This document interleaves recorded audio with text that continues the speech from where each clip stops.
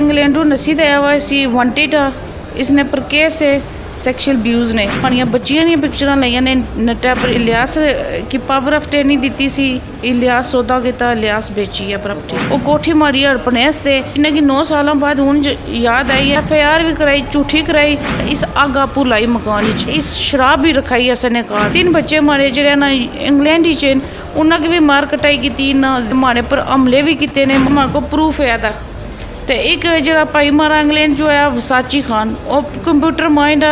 Master mind आ fraud करने से SP Kohli की झूठा केस करने पे उनकी बदनाम करने से ब्लैकमेल करने से। नाज़रीन गुज़श्ता कई दिनों से SSP कोटली रियाज मुगल के हवाला से मुख्तलिफ जो हैं वो सोशल मीडिया पर और बेशुमार जो हैं वो ख़बरें गर्दिश कर रही हैं जिसमें एक कमेटी भी तश्कील दी गई है कि उसकी इंक्वायरी कराई जाए कि बरतानिया से कोई जायदाद जो है वो फ़रोख्त हुई और उसमें मिली भगत ज़ाहिर की गई और उसकी क्या हकीकत है। इसी हवाले से हमारे साथ सरैया बेगम मौजूद हैं जो इल्ज़ाम लगाया गया कि जगह फ़रोख्त हुई, इस हवाले से ये क्या कहेंगी आप? ये प्रॉपर्टी गुलिस्तान कानूनी बिकी है उसने असा पावर ऑफ अटर्नी अपने भाई की दी सी राजा मोहम्मद इलियास की असा 10 पेन पाइयां जिन्ना असा सारियां सेन करी ते दी है राजा मोहम्मद इलियास की तहसील इसकी 9 साल हुई है पर मुकदमात भी दर्ज होए उसी क्या वजह क्या है? ASP साहब होर की दी सी उत्थे गुलिस्तान कॉलोनी ये 10 भैन भरा सन इन्होंने वालद साहब फोत हुई है इन्होंने बच्चों पर आई है मतलब कोठी है जी तो इन्हें सेन करी सारे मतलब उत्थे मौजूद से इंग्लैंड इन्हें सारे सेन करी पावर ऑफ अटर्नी वालदा अपनी बनाई दी वो कि नहीं पाकिस्तान आए ये लियास ने नाम पर बनती गई जे इसने ना श्रीहरण तल्लक है ना माड़ा तल्लक है ना और दूए त्रिए बंदे ना तल्लक है ये लियास बेची कोठी तो ये लियास की पता है या SP साहब की पता उसी या बीब है वो नाल होना सी इन्होंने तो उसकी पता है। राजा इलियास जेडे तुसाने भाई नहीं सके जी मारा सका भाई आ उन्होंने कोई और भी तुसाना तनाज़ा लड़ाई झगड़ा या कोई है जी एक तो इंग्लैंड टू नसी दया हुआ इसी वांटेड आ इसने पर केस है सैक्शुअल अब्यूज़ ने तो उथों नठा हुआ इतना पनाह किंदी भी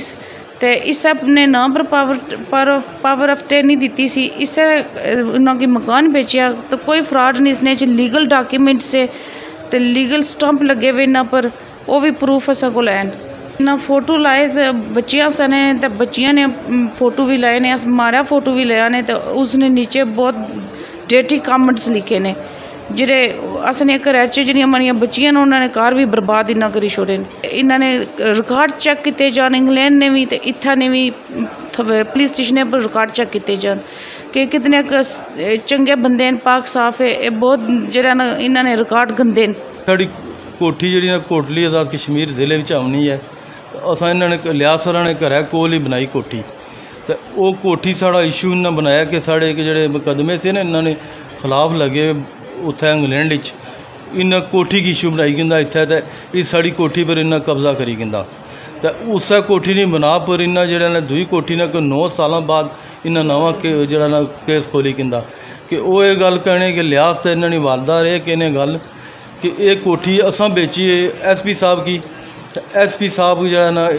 इन्हां नाल मिले हुए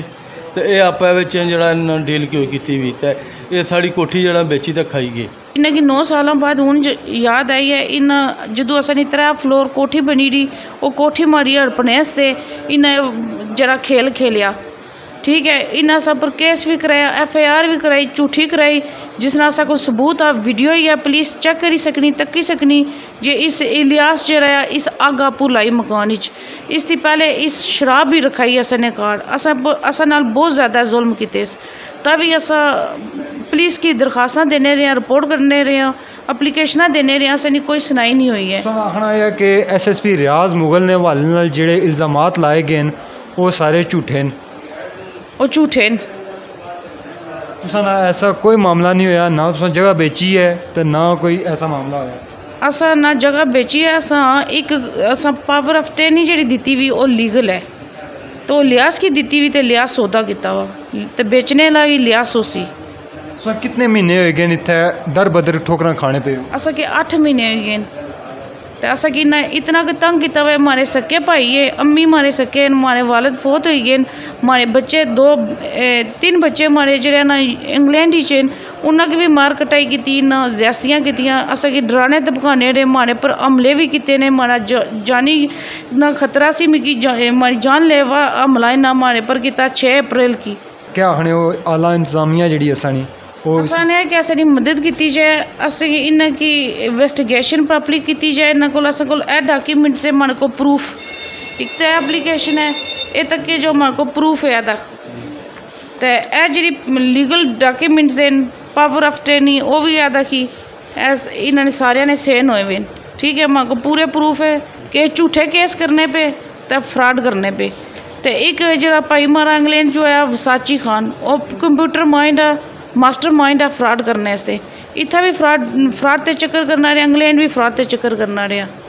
बिल्कुल जी नाज़रीन, जैसा कि आपने सुनी पूरी बात के सरैया बेगम का ये कहना है कि SSP कोटली रियाज मुगल के हवाले से जितनी भी खबरें गर्दिश कर रही हैं वो सब बेबुनियाद हैं, झूठे इल्ज़ामात हैं। इनकी आला हकाम जो हैं वो फौरी तौर पर तहकीक करें ताकि असल हक़ाइक़ अवाम तक पहुँच सकें। इसके साथ अपने मेज़बान फैसल गुलजार को इजाज़त दीजिए। अल्लाह हाफ़िज़ व नासर।